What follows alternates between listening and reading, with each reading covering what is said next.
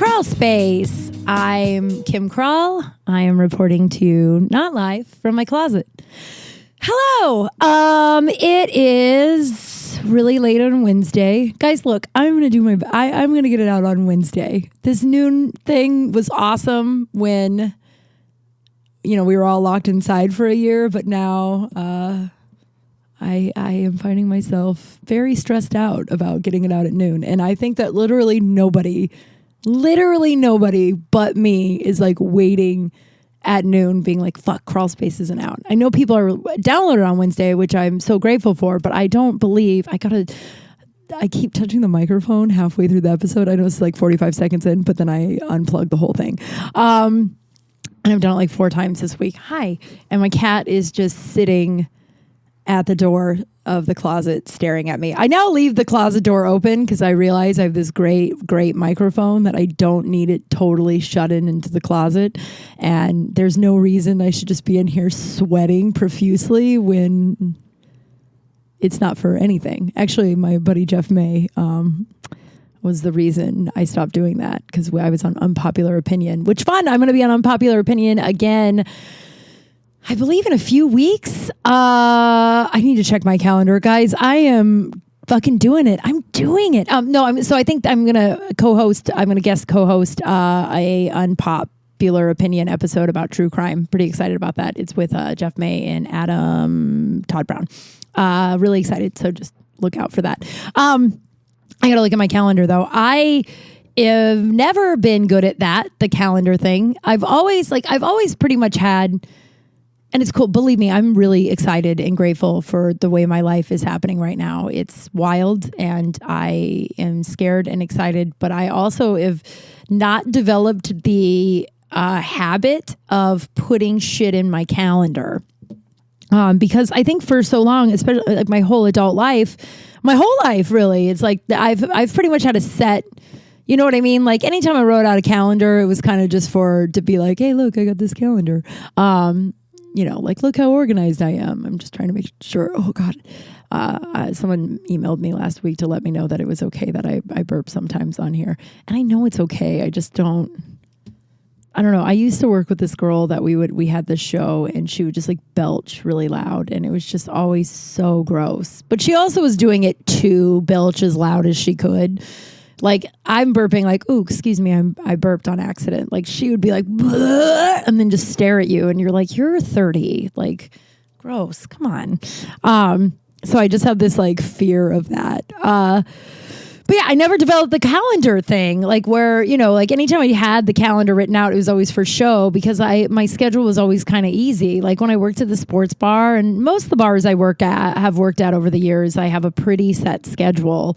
And then I sort of like fill in and now my days are all over the place. And when people are like, are you busy October 28th? I am unable to say, like before it was always like, I don't think so, but I might have to work. But like now I'm like, oh, I might have a job, or a show, which is really fucking rad. I'm not complaining. I'm just pissed off at myself for not being better at my calendar stuff. Oh my God. And Henry's just laying here. You guys, Henry is back. Like he did something the other day that I haven't seen him do since before he got sick. So I have this cat tree right by my bed and he used to climb up it all the time and look out the window. It's like right by the window and he used to just sit and watch the window. Lucy does it all the time, but he hasn't been up that cat tree since he went to the hospital like a year and change ago. And the other day he climbed up there. And then yesterday it looked like he was about to try and jump up on the kitchen counter, which I still don't believe he's able to do because he is a rather large puppy. But yeah, he's just back. I forgot how cuddly and sweet he is. And when he was sick for the last year, it's not that he wasn't sweet. He just kind of hid a lot and laid in, hiding places. And it was gradual, so I didn't notice it. But now he's just like fully on back. And the doctors are like, he's healthy. We have to do another run at the end of November to make sure he is, but they're confident he will be. And then they're like, we got to clean his teeth. And I'm like, oh yeah, I don't want to put down my cat. Or not put him down, but put him under, not down. Jesus. That's a weird slip.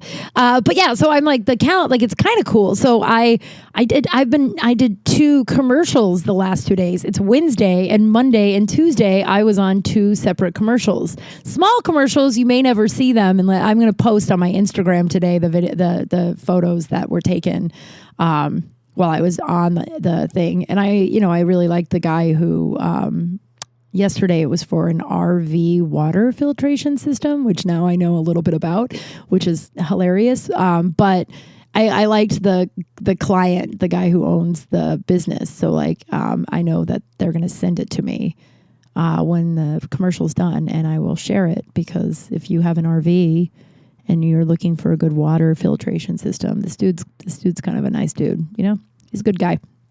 But yeah, it was really cool. So Monday I did this like sandwich maker commercial. I'm not sure. I was only there for like 3 hours, and I sat for 2 of those hours. And then for a half of those hours, I stood next to the sandwich maker. And then for 1/2 hour of the thing, they filmed me and my hands, and then they asked me to just say things like, "Oh my God, I love this sandwich maker. Sandwich shop is open," like shit like that. I don't know. I think I signed a thing that I'm not supposed to tell you more about that. Well, I didn't tell you what it was called or the patent. I think I'm not supposed to tell you like what the sandwich, but it was pretty rad.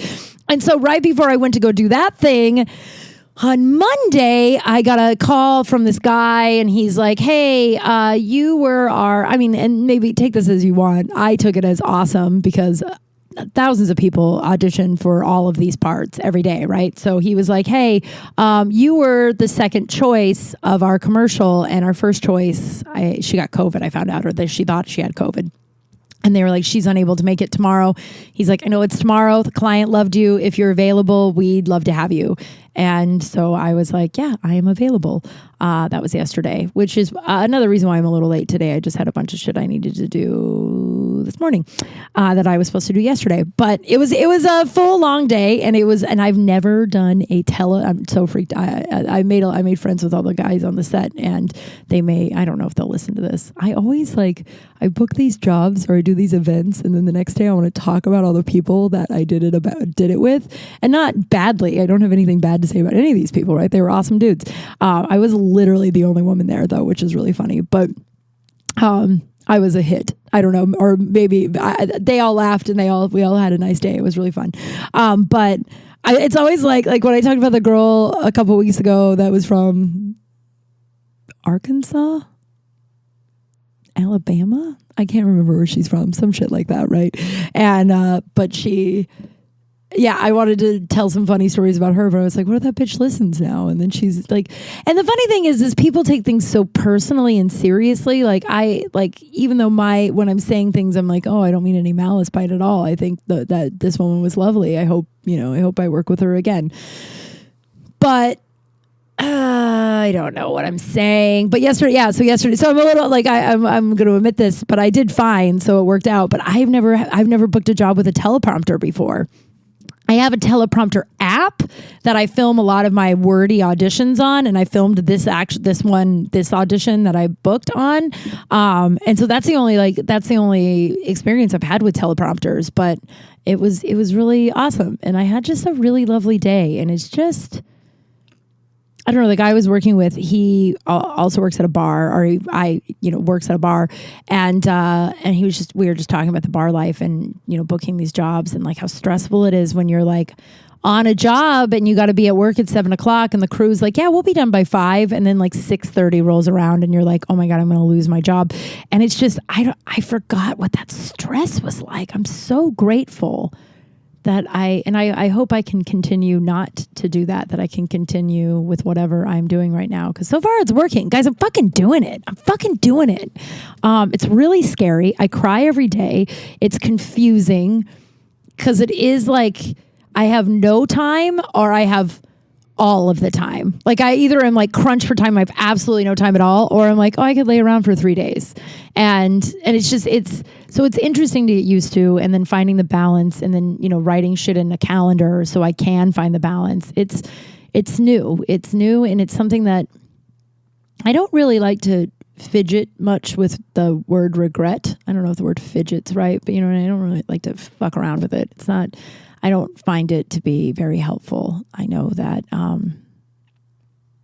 don't know what I've learned in my life. Oh my God, Henry is just staring at me. I'm sorry, you guys. It's like when that's a weird example. I was gonna say, it's like when you and your significant other are not, are like years frigid, and it's horrible. It's not horrible, but it's just like, then you reignite the honeymoon period. That's how I feel about Henry and I. Not that Henry and I were frigid for the last year, but I got my little cat back, and he was great this last year. He was just sick, and he was on a bunch of pills, and his body was all fucked up, and he was puking a bunch, and now he's just, I don't know. My friend Jess is like, he knows you saved his life. That's why he's being so sweet. And he's always been really sweet, but that was a really sweet thing for her to say, and I would do it again, over and over and over again. That cat has saved my life multiple times. But regret, I don't know. We're human, right? And it's so funny because I'll talk, and I talk to people about stuff like this all the time, because everybody regrets something, right? We all wish, everybody. That's a human thing. Welcome to human race. But fucking around with it is just not time efficient. That's way too professional way to say it, but it's just not. It's not conducive. It doesn't do anything for you. It's like running in place and looking back. I mean, I have a lot of stuff in my life I wish I would have done differently. I am dealing with a thing right now. And I think you guys know that when I'm currently dealing with something, I don't really bring it to the crawl space table. I usually like to bring things to the crawl space table after I have processed them. But I am processing a thing right now, and I could be, the first couple of days that it was going on, I had all this regret, and not regret, but just I wish I didn't do that. Or was that the move, and, now, and I'm also learning, I'm learning a few things. I have to relearn a few things all of the time, which, that's probably why these little obstacles keep coming in my path, because the universe is like, God, you got to learn that again. But I'm learning. And that's critical parent shit. I'm not putting myself down. I will learn it, as I will keep learning it until I get it. And, but I'm learning, and this is not something I did for, my whole life. My whole life I had to react to everything. Growing up, I was a reactor because I didn't really have a choice. It was shit was going down and you had to move. You had to figure out what was going on now. It was survival shit. You know what I mean? Tom and Terry, those are my parents, were doing whatever the hell they were doing. What are you? Oh my God, you guys, maybe I should shut the closet door, because he's just so sweet. But Tom and Terry were doing whatever the old Tom and Terry were doing, and I had to react, because it was it was life and death sometimes. It was, some pretty dangerous shit, especially Terry would put me in. And so I grew up, when you grow up in that way, your body learns to consistently be in fight or flight mode. Just that's what the anxiety, the hypervigilance. And so I would react to everything right away, right? And when something would happen, I would react to it instead of letting it sit, because the sitting is really uncomfortable. I'm processing something that happened a few days ago, and it is really uncomfortable sitting with it and being comfortable with my decisions, and not abandoning myself because of people pleasing. And it's just a brand new, really uncomfortable thing that I'm just fuck. But regret? Yeah, maybe I did some things. I'm not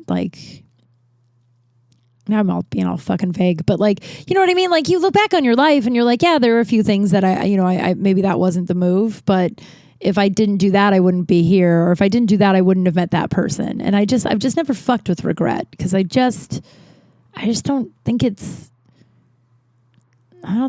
helpful. And you can't do anything about it. The only thing you can do is just learn. You can look at the shit that you did or a situation you put yourself in, and you can go, hey, why did I do that?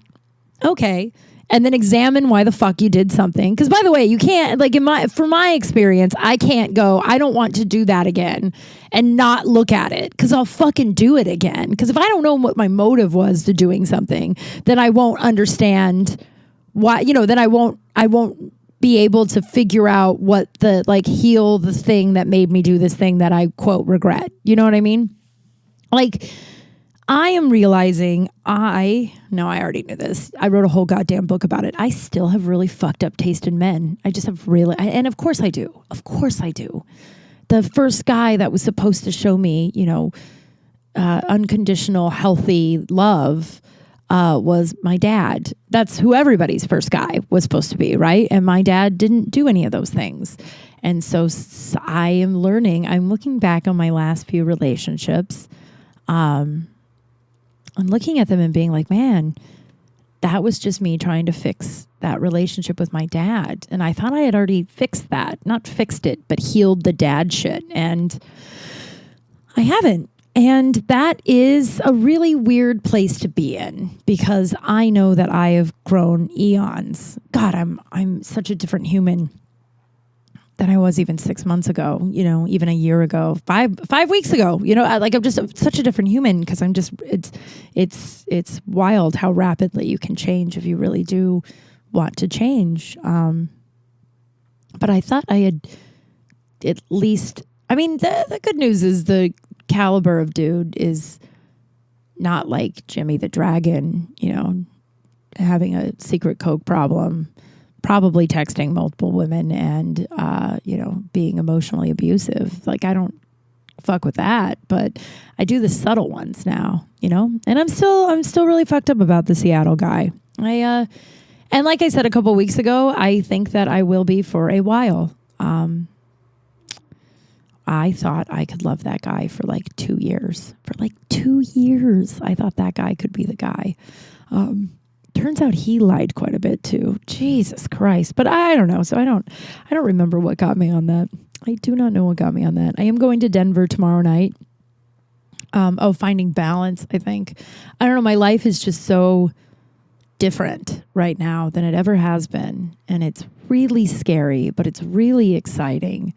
And it's, like I said, this is the first time in my whole life I don't have anywhere to be. And I don't mean I have a dinner tonight celebrating a dear friend's birthday. So I have there to be. And obviously I got to be at the airport tomorrow. But I just mean I don't have a shift I have to be to. Or I just haven't really gone anywhere lately that I'm just fucking dread. But I have to if I want food on my table. And that's just a really wild, cool place to be. And I want to keep being grateful for it. I just want to keep being grateful for it, man. But yeah, I'm going to Denver tomorrow. And I have mixed feelings. I'm really excited, but Denver is a different place for me, than it is, for going home for me is a lot different than it is for most people. It's just, I don't know, man. It's a mixed bag. I haven't been home in 3 years. This is the way I look at it. Go on a ride with me. Hear me out. Let me finish the whole thing. I look at me going home with my family like the Biden 92 crime bill. Hear me out. Remember in the election when everyone was trying to use Biden's 92 crime bill support as a reason not to vote for him? And all normal people were like, are you the same person you were in 92? I think Biden probably has evolved. And so I am looking at it like that. I have evolved a lot since I've been home. I was home, I believe August of 2018 was the last time I was home. And what was that, 3 years ago? I don't even know what year it is anymore, but it was 21. So that's 3 years ago. Okay. I am a completely different human than I was 3 years ago. So there's a shot that most of my family is too, and most of most of the circumstances that used to, really fuck me up are probably different now too. But there's still some wariness, but I'm excited to see my cousins, my uncles and aunts. Yeah, I'm not really excited about the dryness or the weather or the altitude. The altitude I'm kind of really freaked out about. For my breathing, I don't know what that will look like. I have my inhaler. I mean, I guess that's as best I can do. You know what I mean? Like, I'm like, I needed to buy some Flonase. My doctor, update. I haven't talked to you guys since then. I got a follow up with my doctor, right? Where I thought that they were just being like, well, your lungs are fine. I don't know what to tell you. And so we had a teledoc appointment and I was like, yeah, so I still can't breathe. I guess your x-rays just said I had scoliosis, but that doesn't help me for my fucking breathing. I didn't yell at Dr. Tran that way. Don't worry. It wasn't like my fucking breathing, but he was like, the pulmonologist hasn't called you? And I was like, no one's called me. And he was like, the lung specialist was supposed to call you 3 weeks ago. And then he said, unfortunately, like everything with COVID, it is going to be a bit. They're probably really backed up because you are not the only person who has lung problems because this is a respiratory disease that a whole lot of people got. So, but I'm just really excited that I like, it's just one step in the right direction. You know what I mean? It's just one step in the right direction. Who knows what's going to happen? My lungs still may be fine. I don't know. I kind of can't think that this is fine. I don't know. I was going to say I would cut off my left pinky to be able to breathe like a regular human again. But I mean, I know that we'll probably evolve eventually not to have these pinkies anymore. They're quite useless. No offense, pinky, but like, like it's just like the baby toe. Although I saw this girl on this thing that I can't tell you about because I signed another thing, but this doesn't count as me telling you anything. I just can't tell you where I saw it on. She was born and everyone in her family was born with a sixth finger. What? And she was far away, so I couldn't be like, hey, and she had them removed. Like her whole family just had them surgically removed when they were like newborns. What? Like, okay, if my child was born with 12 fingers, I don't know if I'd remove them. I feel like I'd be like, that seems like a weird, fun advantage. I don't know. And also, where did the sixth one go? I feel like where I was, the person that was receiving this information was not asking enough or the right questions. And I think about it every day now. I think about it every day. And when I am able to tell you where that is from and it airs, we can look up this human and maybe together we can reach out to her and ask her all of the extra finger questions all of us may have, because I have a lot of them. But it feels like a step in the right direction instead of just like kind of being blown off of just like, all right, well, I guess this is just how you live your life now. Like I would give anything to be able to breathe normally again. It's a nightmare. And also trying to like not like this inhaler's going fast and I just got it like 2 weeks ago and I'm like, fuck. And my doctor's like, well, he hasn't given me a refill. And I guess I'm going to have another appointment with him. It's just like, it's an inhaler. It's got steroids in it, but like if it's helping me breathe, why would we take me off? I don't understand a lot, actually. I don't understand a lot. I am going to have coffee with my very first love on Friday. I think I've told you guys about him. I definitely have, and I use his name, and that's fine. I think because I've used his name everywhere. I'm sure he's fine with it. If he's not, well, one day Adam Black will sue me. But it's just wild. Like we used to have lunch. I would go home much more often and we used to have lunch, and he's now married, and I guess he only has 2 kids, but I looked up his Facebook and it looked like there was like 15 in the picture. And I was like, that guy has like 5 kids now. So I texted him yesterday and I was like, yo, I'm going to be in Denver. You want to have coffee on Friday? Or you want to, coffee, lunch, happy hour or something. You want to meet up and catch up while I'm home? And he was like, absolutely. I'm like, I know you have like 8 kids now. He's like, 8? I don't have 8 kids. And I was like, all right. Well, it looks like you have 8. There's so many kids. But it's so wild because like, I don't know, the weird part about it is if you would have this was like an epic 10-year on and off again relationship. Like, just dramatic and just so dramatic. And I don't know if this will be the trip because we both have like an hour and a half well, by we both, I mean, he has a job and children. So he's like, I can fit you in here. So he has like an hour and a half, but I also am spending the day with my cousin. So I don't know if this is the trip to do it, but I want to, and maybe it'll come up. I don't know. I look back, like, especially in all this stuff I've done, he's on my step 8, the amends, but it was like, I'm going to do a living amends because, you know, this married guy that was in love with me 10 years ago doesn't mean he'd me to call and be like, I have some things to get off my chest. Because once again, step 8 is to make a list of people you have harmed unless it would do, and be willing to make amends to them unless it would give harm to you or others. This last guy, he wanted to make it. He made an amends. I'm pretty positive I was on his amends list. If a bitch blocks you, it means that it would do harm to her. If someone blocks you, leave them alone. Although I'm glad Seattle came back. I got a lot of answers and a little bit more closure than I had before. Just still a little painful. But that's a good lesson for, like, this Adam stuff is a good lesson to apply to that, because we had, this dramatic relationship. And I wish I was so fucked up back then.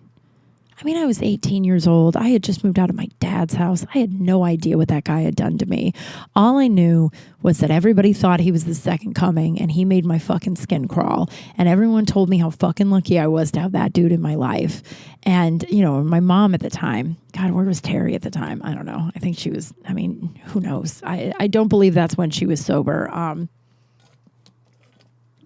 I think that's when she was, doing her Terry stuff, I guess. I just was just trying to survive. And here comes this guy that is just, if there are soulmates, and I do believe there are, and I believe that we have multiple ones. I don't think there's like one.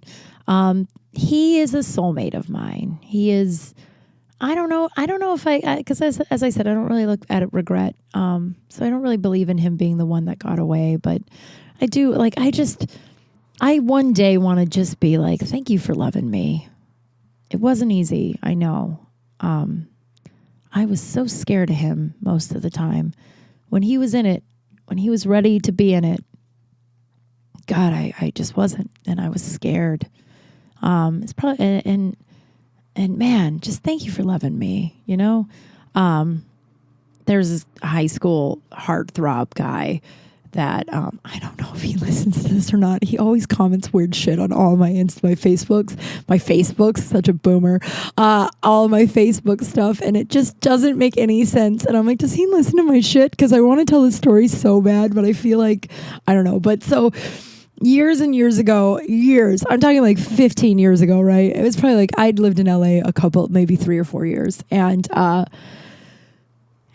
I made, not the mistake, but I would never do this now. I was like, hey, Denver on Facebook, I'm going to be in Denver at this time. If you want to come see me, I'll be at this bar at this time. And if you want to see me, great. And if you don't have time that time, just understand. And in theory, it sounds great, right? In theory, it sounds awesome. I'm telling the story. Fuck it. And if he knows it's him, then what? He unfriends me on Facebook or stops leaving bizarre messages? I don't know. But it's such a good story, dude. So he, and like in theory, it sounds great, right? Like it's like, oh, I'm never home for longer than 4 or 5 days. I've never been a go home for 2 weeker. God, I'd eat a gun. Jesus, sorry. But I'm always there a very short amount of time. And for the first couple of years, I would just like run myself ragged trying to run around Denver, trying to see every single person I'd ever met in my entire life. And so this year I was like, hey, I'll just be at this bar and people can just like sort of like an open house roll in whenever they want to, right? And the thing was, it would be like, all right, but if you can't make it, there's no hard feelings on my side, but there can't be any hard feelings on your side that I'm not going to be able to make time to see you. That was like the theory, right? That was the like idea. And it worked for some people, but there were other people that I am friends with on Facebook that it is weird if they show up to something like that. It's like, we know each other in high school or like, but we weren't really friends. You know what? So this like really popular dude from high school shows up. I can't believe I'm telling this story. And who knows? I might have already told you guys the story because I do that all the time. I have no memory of some shit. Like I remember so much and then I remember so little. Like when I shit my pants on the 405, like right when I moved to Los Angeles, I told my best friend one day and I got really serious and I was like, I've never told anybody. And I told her the whole story. And she goes, yeah, you've told me that like 4 times. I'm like, what? So I don't know. Maybe I already pulled this out and who knows. But so this guy who's super popular in my high school. And as you guys know, I wasn't the most popular girl in the world. As my best friend Katie likes to point it out all the time. Yeah, didn't you like play dolls till you were 16 and like pee your pants a lot? Yeah, Katie, well, couldn't be prom queen. Just kidding. She listens to this and she knows that I love her and that is a funny joke that she made. But yeah, I was not a popular kid and I didn't pee my pants all the time, but a few more times than one should at that age. Whatever. I have no regrets. I have no regrets ever. I put out this thing on Facebook, and so a few weird randoms came in, but then like this super popular guy came in, right? This super popular guy from high school, and he was just like, yeah, I would love to see you. And I'm like, oh my God. And then we spent most of the night talking, and then I go back to his house, and I was like, yeah, Kim Kral, high five 16-year-old Kralski, and like, yeah, look what's going to happen. You're going to fuck the fucking quarterback, right? And then it gets really weird. We're like making out and we're like half naked. And then he pulls up, looks me in the eye and goes, I'm a biter. And then he dives in. And I swear to God, he almost took a big bite out of like my neck, like bite, like an ow, like where I crumbled to the fucking ground. I was already laying down, but I would have crumbled to the fucking ground. I was like, what the fuck? He goes, told ya. And then I pulled the whole girl like, oh, I just don't think I'm ready. I got out of a relationship. I'm scared. Can we just like cuddle for the rest of the night? Because I'm like, I'm not fucking this guy. Who knows what he's going to do, right? And good guy. He was like, yeah, of course. We'll cuddle all night and we'll talk. Jesus. And for the record, Kim now, by the way, there was no lift. It was a place in, like, I don't know Denver at all. There's no lift. I don't know Denver at all. Cell phones were there. This was how long ago it was. Cell phones were there, but like, it wasn't like, and it was like late at night. So it was just like, okay, well, he's going to take me back to like wherever I was staying. I think my cousin's, but it was just like, I can't, whatever. So I stay the night and he's completely naked. He gets completely naked. And then his cuddling was wrapping his whole body around me. Like his whole body, like I was the trunk of a tree. Do you got that image where it's like his arms and his legs just wrapped completely around me, snoring like a banshee. And every like 5 to 7 snores, he'd stop snoring and then he'd let out just the loudest fart all night long, all night. And I just laid there with my eyes open like, this can't really be happening. This can't really be happening. And then we woke up in the morning. He takes the shower and he's wandering around all naked, all just like, yeah, I'm the hot guy from high school. And then he's like, remember this? And then he pulls out his high school yearbook that is readily available to him on his bookshelf that he keeps there all the time. I don't know anybody that does that. Most of my friends didn't peak in high school though. So I think that might be a peak in high school thing. I don't know, but that's just my assumption. I mean, like I've said, my yearbooks, maybe I did tell this story already. Whatever, I'm doing it again. We're going for it. My high school yearbooks are in some trunk somewhere above me in my closet. Like I know where they are, but if someone came over from my high school, it would be too big of a pain in the ass to pull out, right? So he pulls it out. He's like, remember this? And he opens up to a page where he's like prom king or some shit. And I was just like, oh God, that's so weird. Can you please take me home? So he takes me home. And he takes me wherever the fuck I'm staying at the time. And then that night, I'm supposed to see Adam Black, who, my first love, the guy I'm going to have coffee with on Friday. And he knows this story, by the way. Adam was a person that I never held back on any of this stuff. He knows there is an Adam box in my closet where I wrote a bunch of poetry for him.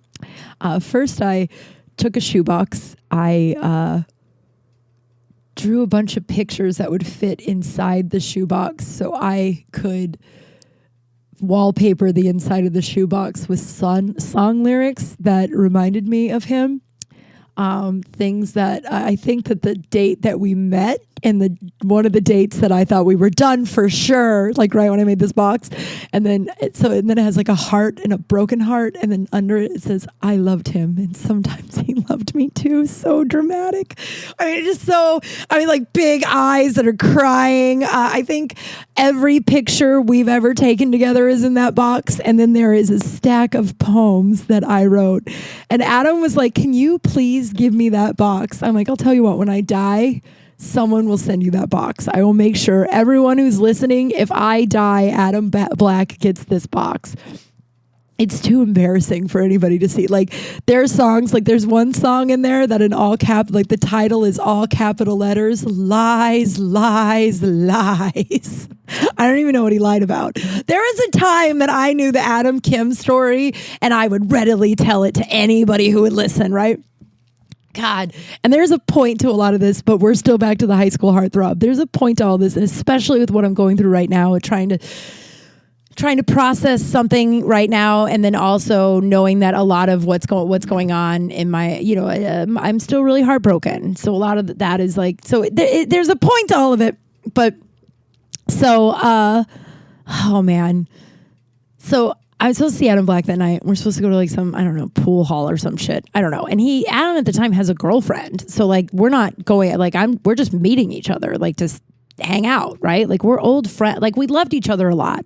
We had a very, very I just burped, sorry. Again, we had a very special relationship, and we mean a lot to each other. But yeah, he's an old friend. I love that he's so happy. Like it's, and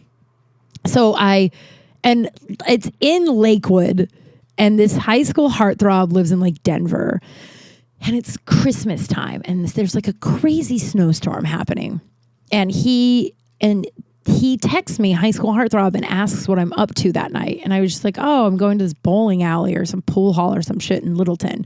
Now, Denver to Littleton is not an easy drive in a blizzard at like rush hour on a Friday. Like it would have taken him an hour and a half minimum to get there, right? Like in rush hour with the traffic, with the fucking snow. So I thought he was just asking what I was up to. And he's like, oh, what pool hall? And then I told him, I know now that I'm saying it out loud years later, I'm like, did you not think he wouldn't have shown up? I still think it's weird he showed up because you weren't invited. And I don't know. So I'm sitting at the bar with Adam, and I'm telling Adam this story about the night before with the farting and the yearbook and everything. And as I'm telling this story, in walks fucking high school heartthrob. And I'm like, oh my God, he's here. He's fucking here. And Adam's like, what? Who's here? I'm like, the high school heartthrob. He's like, why? You invited him? And I'm like, I didn't invite him. And then Adam and I had this debate for years. That he goes, what did you think the guy was going to do? You told him where you were going. Of course he's going to show up. I'm like, but that's a weird thing to do. And he's like, it's not. In his mind, you guys had this great night, and now he's going to meet you. Also, sidebar, high school heartthrob knew all about Adam and how he was my first love, how I still was, because at the time I still wasn't really over him, right? Where I was like still like convinced we were going to end up together. And like he knew all of that. So he comes in and he's kind of drunk and he's making a scene, and he's sort of like it was a long time ago, believe me, when this story first happened and how Adam reacted. I knew what we were all wearing. Like just, I mean, guys, I had it bad. He starts yelling at me because Adam has a girlfriend. He starts yelling at Adam for Adam having a girlfriend and what is he doing with me. And like, he's like really upset. So I just go to the bathroom. I leave Adam there. I go to the bathroom. I used to leave Adam in so many situations. Well, another sidebar. Promise we'll all come back around. We're all staying on board. I feel like if you've gotten this far in my podcast, you can keep up. But so yeah, Adam, I used to do this thing to Adam, and we always talked about it. We'd be at some party, and I'd be like, and he's like, and some guy would always be hitting on you, and you had no idea he was hitting on you. You would just be talking to him, and I'm like, well, I just thought he was talking to me, and I wasn't a cute kid, so I just assumed and then I grew up to be, you guys know. But so I never knew, like I was an awkward kid. So I just thought, when I was 18, I thought I was still awkward, and dudes were just being nice because I had a good personality. So he's like, so these dudes are always hitting on you. So then Adam would come over, and I would be like, oh guys, this is Adam. He breeds and raises huskies in Alaska in the summertime. I'm going to go to the bathroom. And then I would leave Adam to whoever was talking to me. And then Adam was like, then I'd be stuck there talking to some guy about some weird lie you made up. And I'm like, and now older, I'm like, why didn't you just tell him I was crazy? He goes, I don't know. It never crossed my mind. So he's just standing. So I blow up and go to the bathroom and I'm like, fucking get rid of this guy. So I go to the bathroom and Adam says he's standing there and like his buddies are there too, by the way. It's not just Adam and I, it's like a few of his friends that I know. And Adam says he's finally like, so you from Denver or you didn't grow up here? I gotta spit. Or not spit. I don't have to spit. I'm gonna spit. Cough, drink some water. Okay, hold on. I promise that was not me spitting. And then Adam, texts me or whatever a little bit while later, and he's like, he's gone. Bring him. You can come out. So I come out. And I know that that's not the most mature thing. I think I was like 23, guys. So this was a very, very long time ago. Maybe not. Maybe 25. I have no idea. Under 30. How's that? I feel like in your 20s, you get away with everything. In your 30s, you're still kind of figuring it out. And then around this age, you kind of realize that no one knows what the fuck they're doing, and we're all just doing our best. But so I come out, and I'm like, what did you say to him? And he said the sweetest thing, and that I needed to hear then. He said, look, man, I get it. I, too, have been in love with Kim Kral. But at the end of the day, she lives in Los Angeles, and she's not coming back. So the best thing to do is to move on. And I was like, you said that? And he goes, yeah. And I was like, Jesus. And then we finished pool. He gave me a hug, and he walked out the door. And I don't know when the next time I saw him was, but I don't believe that we were over at that point. I think we still had a couple more years of the Kim and Adam saga. And if you were to tell me that at the end of this life, if I'm hoping to get married, but who knows? I have terrible taste in men, so I've sort of just decided to throw the towel in on that one and just be like, I guess all I want to do is just date men that I can fix my dad relationship with, which I know is a total psychology thing. Which actually I just had that breakthrough today, so I feel pretty rad about it, but I'm still processing. But I'm hoping to be married one day, right? I'm hoping to find my person. But if you were to tell me that for whatever reason, Adam's person and my person are out of our lives and we're like 70 years old and we end up riding the rest of this life out together, I would believe you. Adam and I have just always had this special thing, right? But there were years where it was a lot of tears. I did not mean to rhyme. But there were years where it was really dramatic and it was... deleted numbers, blocked numbers. There was a time where I had his number memorized because I deleted it so much and he had given it back to me so much that when I would delete it, it didn't even matter. I think I might even still know it. It's not the same number. It's like 323. No, that's Hollywood. Nope, I don't still have it. That's good news. But I had deleted it so much and he had made me take it, not made it me, but had me take it back so much that I finally had it memorized. So this was just one of the most... one time, we got in a huge fight in college. We were at some party and we got in this huge fight. And he was like, you know what? I'm fucking going home. Fuck this. Whatever you say. When you're a 19-year-old boy fighting with the girl you're not even dating. Because that's the kicker. He was never my boyfriend. It was never, my heart now years later. And he said it a couple years ago. Last time I saw him, we were with a bunch of people. Not a bunch of people, but a few people from school. And... out of nowhere, he goes, we were together. And I was like, what? And he goes, we had a relationship. And I was like, yeah, I know. And he goes, oh, okay. And I'm like, glad you hopped on board 20 years later. Glad you finally admitted it. But he never was my boyfriend, right? And so whatever, he stormed off, whatever 19-year-old boy says, he storms off, he goes back to his house. And I can't tell you to this day how the fuck I got over to his house. I know I didn't drive. I know it was a small town where I knew a lot of people. So I'm sure someone took me to his house. I don't know who on the planet Earth would be like, yeah, it's a good idea. You should go to his house. So he dropped me off at this house and it was locked. So I broke in through a window. I think I broke a window. That's the story he and I tell now. But I'm like, did I actually break a fucking window? I think I did. I don't really remember breaking a window, but that's the story we both tell now. And I remember telling him I broke a window. Maybe I did. I was 19. And so I climb in the window and I go upstairs to his bed. And he pulls up the cut. He goes, what are you doing? How the fuck did you get in? And I was like, I broke a window and I climbed through it. And he thought about it for a minute and he just opened his bed and he goes, put on some pajamas, climb into bed. And I was like, okay.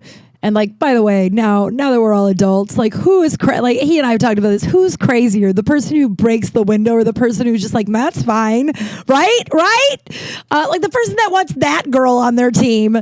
And so, but there was a time where it was just so dramatic, and my heart was broken all the time. And it wasn't him. I mean, yeah, he did some bonehead shit, but he was, a kid.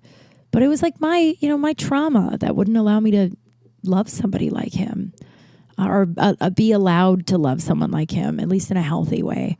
I don't think he listens to this. I mean, I wouldn't be shocked if he did, and I wouldn't be shocked. I don't think he would mind me talking about all this. But like, I want to thank you for loving me.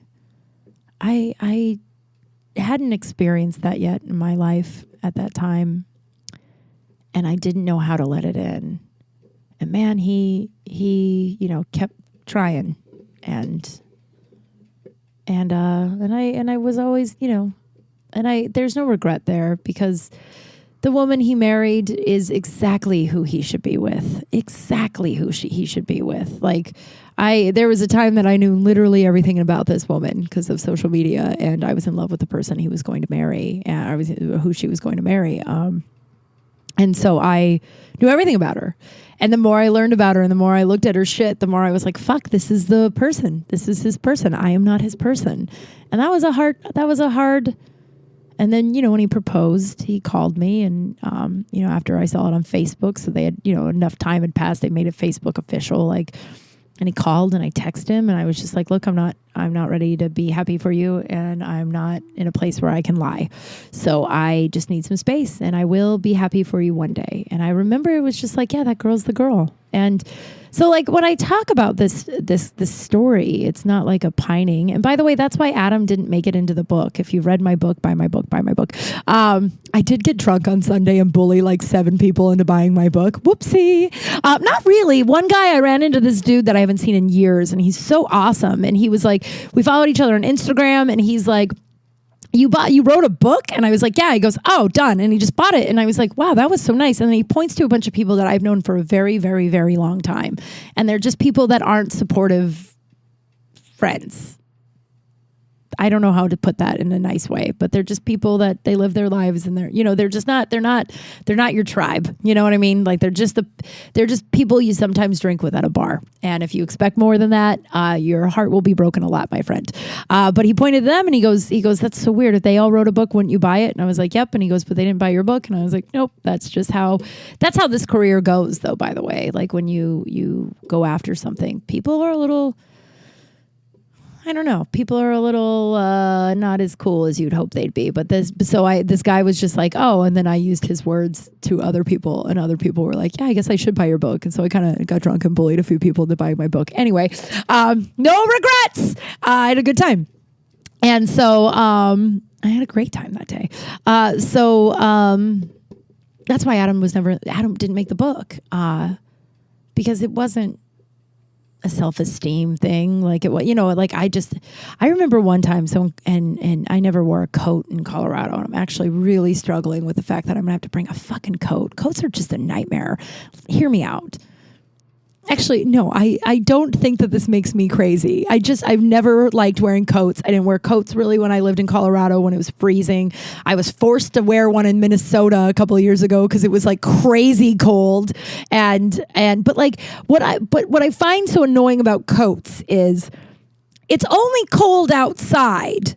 And you're really not outside much. Like you need a coat, obviously, if you go skiing or some shit. But like if you're going from the car to your house, or from your house to your car, or to get the mail or something, you know what I mean? Like it's just like you're not outside that long. And then you go inside where it's hot as balls because everyone's so freezing from the outside, and then you have to carry this ridiculous coat around with you all night. I'd rather just be cold for like 4 minutes, 7 minutes tops outside than not have to deal with a big fucking coat for 2 or 3 hours inside.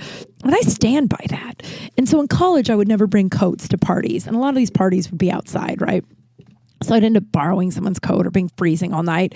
And so one night, Adam and I were supposed to meet at this party, and I went in my normal tank top and jeans and no coat. And it was like probably October or some shit. It was not a time where you should be wearing a tank top outside. But we also were drinking like copious amounts of Key Light or Sublime fucking, you guys remember the like Boone's Sublime wine coolers?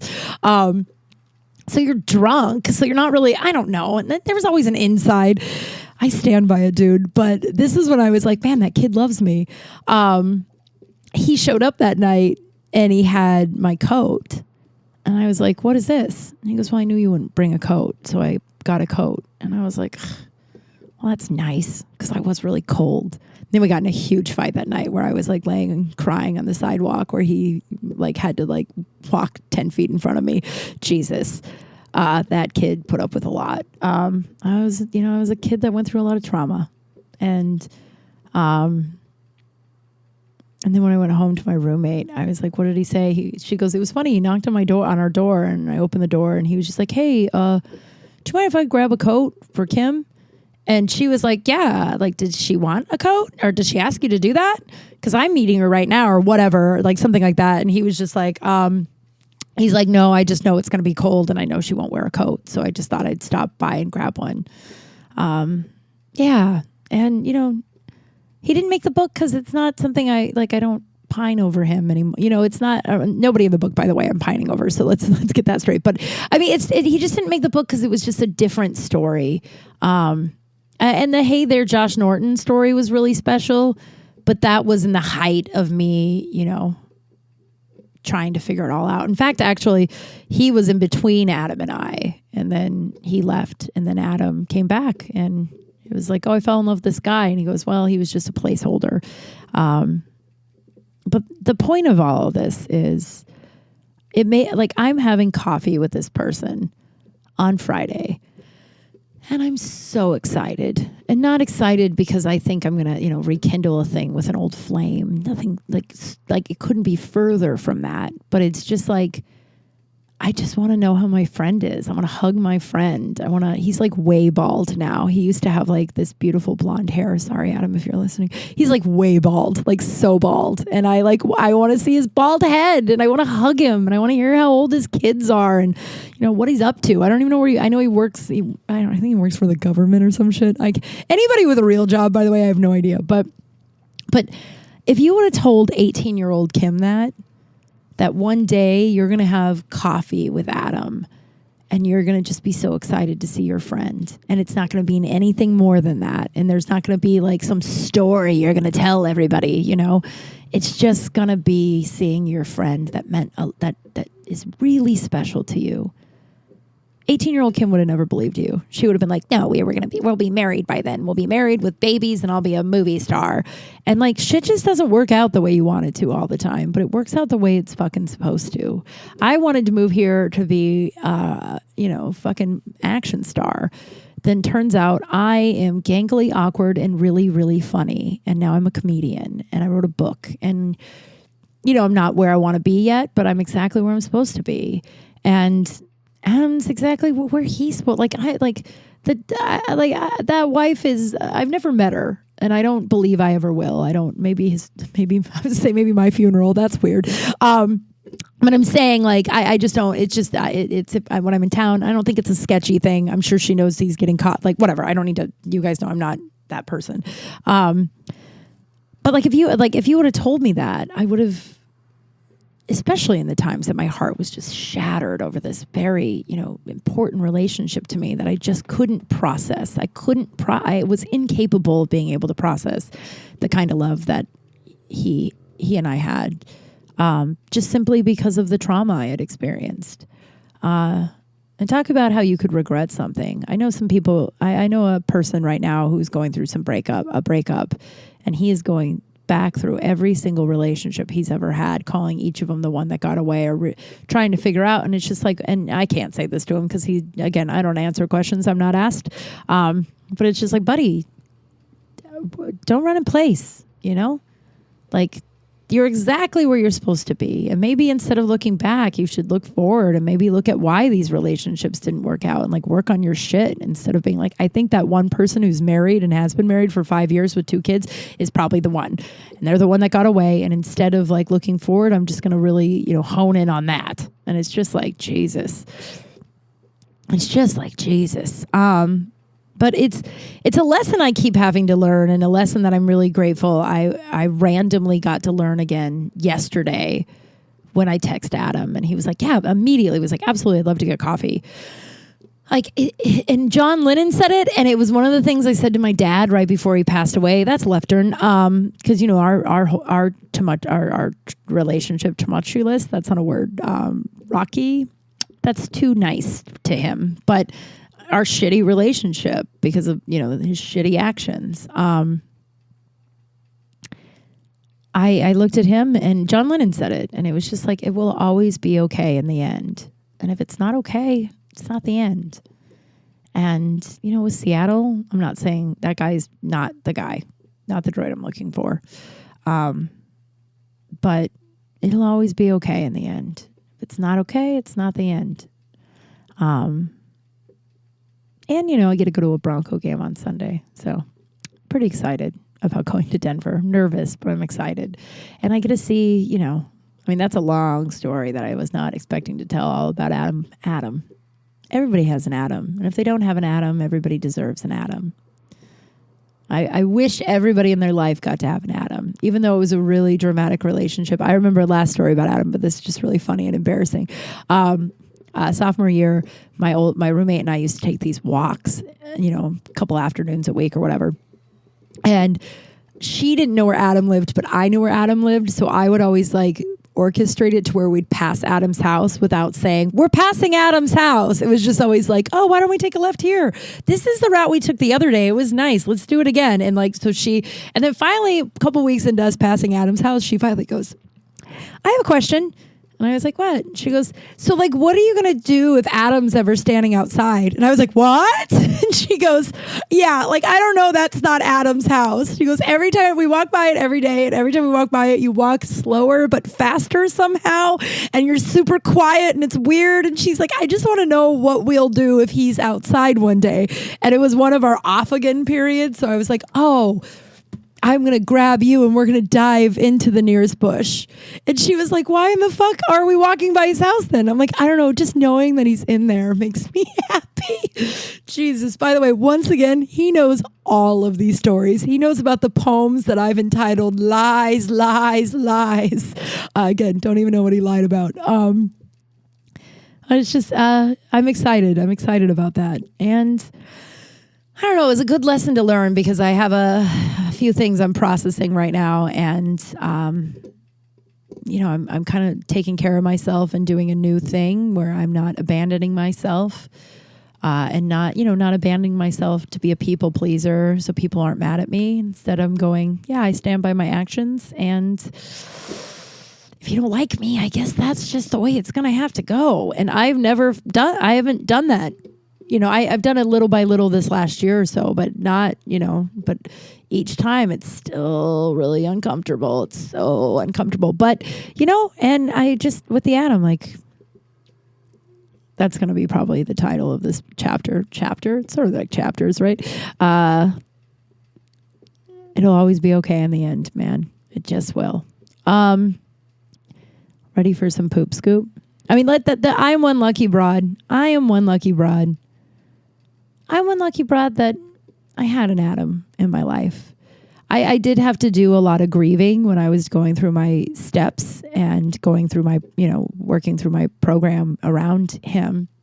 Because obviously he was brought up. He was the first guy I ever loved. And that's why I've been able to process all this stuff. But I had to do a fair amount of grieving because of not really the relationship that was, or him not being with me now, like not that, but grieving what we could have had I had a normal upbringing. Like if I had a normal upbringing, we would have been college sweethearts, and he probably would have taken my virginity, and we would have gotten to have dates, and he would have met my parents, and he met my dad once. This is a tough story, and I believe I've told it, but here we are. I don't know. I feel like once you're in 82 episodes or 83 episodes, you're bound to repeat yourself some, right? And then I think some people just jump in the middle. I don't know. It doesn't fucking matter. But yeah, it's a tough story. I was visiting Denver years ago. Yeah, like over 10 years ago, because Tom was still alive and he was still in my life. And Adam and I were going to have dinner, and he was going to pick me up at my aunt and uncle's house. And my dad was there, and, he was going to come pick me up, and he was going to come in and meet my dad, this guy that I loved with all of my heart. I loved him so much, and he was going to be my dad. And that is supposed to be special. And who did make it special? My aunt and uncle. My aunt and uncle acted like they were my parents, like they did so many times. The aunt is one that passed away a couple of years ago. One of the last times I was home in Denver, and my uncle I get to see in a few days. But they just stepped in and they met him. They offered him a drink. They shook his hand. They asked him what he did for a living, and they did the stuff that parents do. And you know what my dad did?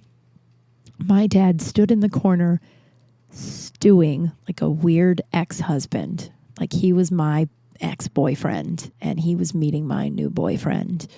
He barely looked at him. He didn't even, I think he kind of shook his hand, didn't ask him any questions, just stood there and stared at us like this, fucking, don't worry. I ended up cutting him out of my life a year later, maybe 2. But, not just for that, obviously for the shower time. Sorry, I don't know why I need to do that. but yeah, I mean, Adam never asked about that. I met his mom once. That was a special story. I think that if I haven't already told that, in this moment, I sort of want to keep that one to myself because it's a really nice story. His mom was really kind and knew who I was. Fuck it. No, but yeah, I'm just really grateful. I'm grateful that I was able to find a place to heal a lot of this stuff, because it wasn't just Adam that I had to grieve. There was my high school boyfriend that never got any legs because of how fucked up my home life was. And I sabotaged and ran away from that. And he would have been my high school sweetheart. You know what I mean? All the stuff that normal kids got to have. And there was a few people I had to grieve over that, and not grieve because we had a relationship, but just grieve what could have been. But I wasn't able to do it because of, I don't know. I know that sound, if you can't relate, understand that there are a lot of people that are oh my God, I relate to that. And if you can't relate, congratulations. You probably didn't have a whole lot of trauma growing up. But yeah, and I'm really grateful that I'm one lucky broad that Adam's still in my life all these years later. There was a lot of times where I thought I would never hear or speak to him again. And I'm just grateful because it's a really special relationship to me. And the poop scoop. You ready for the poop scoop? I have a couple in the backlog and I would love more. I keep having poop things happen to me, which is, you guys know that has to make me kind of happy. But if you want to send me a poop story where you've either pooped your pants, you have an embarrassing poop thing, a close call, public poop thing, anything that relates to poop where it's really funny or embarrassing, please send it to me at kimcrawlspace@gmail.com. Please send it to the crawlspace email, by the way, because the Kim Kral email that a few people have is just, it's pretty crowded anyway and it's business stuff, like audition stuff. So I'll get it and then I'll try to forward it to myself. In my crawl space, or I'll put it in another folder and then I'll forget about it. So please send it to kimcrawlspace@gmail.com. KYMKRALSPACE@gmail.com. Okay. So the poop scoop. I didn't poop my pants or anything. Don't worry. Don't worry. I'm sure you guys are all well, the time is probably going to happen again. I mean, eventually I'm going to poop my pants again. There's no way I'm not going to poop my pants in my life again. Although I feel like my time already came and went several times, and maybe the universe will afford me the rest of my life riding it out shirtless free and pooping pants free. One can hope. Maybe. I don't know. I like the stories. They're relatable and fun. They're a nightmare when they're happening. Anyway, so the other day I pooped, and I pooped a lot. It was one of those poops when you get done, you look at the toilet and you went, man, I really must have had to poop because that's a lot of poop. And then I flushed, and then everything went down but the poop. Oh, let me explain by everything. I don't flush my toilet every time I pee just because the whole water shortage thing. I just try to conserve water. When it's yellow, you let it mellow. So but sometimes I accidentally let it mellow for longer than I should just because I don't poop often. Like normal people like poop every day or a couple times a day. So if they let it mellow, they at least flush it. But this time it was like several pees. And so it was already like got a lot of toilet paper that went down there. And I was like, oh, fuck. And it was just this big, and it wasn't like one big turd. It was like several big turds. It was huge. It was so, and I was like, I don't know what to do. So I texted my tribe. And I was like, SOS, what do you do? I know that there's such thing as a poop knife, but I am not ready to ruin anything in my kitchen because I love everything in my kitchen. So there's nothing in my kitchen that I'm going to put in there. And I was like, I got rid of all the wire hangers I have. I went through this like weird period like 10 years ago where I only wanted wooden hangers. And so I got rid of all of the metal ones. So now I only have metal. I only have nice wooden ones. So like I can't break it up with that. And I have put my hand in the toilet way too many times in my life and had to touch my own poop. And I'm not doing it right now. I can't remember, but I had a bunch of stuff to do and I was like, I am clean, I am pretty, I'm not putting my hand in the toilet to break it up with my hands. And they actually had some great advice. I don't know if any of you would have made that an option to put it in your but I didn't. So I feel like that isn't a thing that we even should discuss. I didn't. So everyone should be fine. Okay. So then my tribe was like, very helpfully, just told me to wait. Just give it a little bit of time. So I gave it some time, like 20 minutes, and then it flushed down, but then no water came up. So I was like, fuck, there's no water. Like the poop's gone, but now the toilet bowl is completely empty. There's zero water in it. And they were like, oh, it's because it's stuck in the pipes. What? They're like, just give it a few more minutes. Like, give it 10 more minutes and then do it again. And you know what? I gave it 10 more minutes and I did it again and it flushed all the way through. But it was just hanging out in the pipes. I just don't understand how everyone isn't completely like bewildered by our pooping stuff. I'm bewildered. Is that the right word? Or I'm just like all over the place. Like, it's just like, it's a thing I really enjoy. What a wild ride, right? What a wild ride. So that was your poop scoop. That's the episode, guys. Thanks for letting me go down memory lane. Thanks for, and I hope you got something out of that. I hope all of you got an Adam in your life. Someone special to you that you still get to call a friend. And even though, and hopefully I come back in 1 week and I tell a bunch of really awesome stories. That is what we're manifesting for me, that I get to go to Denver and it will be drama-free, very fun, exciting. I will feel loved because sometimes I go back and I feel very unwanted. And I'm hoping that isn't the case. My sponsor is really excited for me because she is like, oh my God, yeah, I can't wait because you've changed so much. You have changed so much and you don't even know how much you've changed, but you will see how much you've changed when you go home. So I hope it goes well. I am a little scared, but fuck, it'll be fine. And if it's not, what did I say this thing was going to be called? It'll always be okay in the end. If it's not okay, it's not the end. All right, guys. Thank you so much for listening to me every week, today, all the time. If you get a minute, please rate, review. If you can, subscribe, rate, review, share. If you want to buy my book, Confessions of a Recovering Party Girl. I almost always say angry party girl. Confessions of an Angry Party Girl. if you want to, I would love that. I would love that. I have a few signed copies left. If you want to do that, that's on my website, or you can just get it straight from Amazon. I have a Patreon. My hope was to get it all out to you guys. You get, if you join my Patreon, you get some fun stuff in the mail every now and then. And I was hoping to get that out before I go to Denver tomorrow, but I don't know if it's going to happen. I'm sorry. I'm a one-woman shop, but I will get it out by the end of this month. I didn't expect to book so many jobs, and that is not a thing you can bitch about, because that is awesome. But yeah, if you join the Patreon and you haven't sent me your address and you would like to get that stuff, please send me your address at kimkralspace@gmail.com, KYMKRALSPACE@gmail.com. I think that's it. All right, everybody. I love you lots. Hope you are having a good week. Be safe. Bye.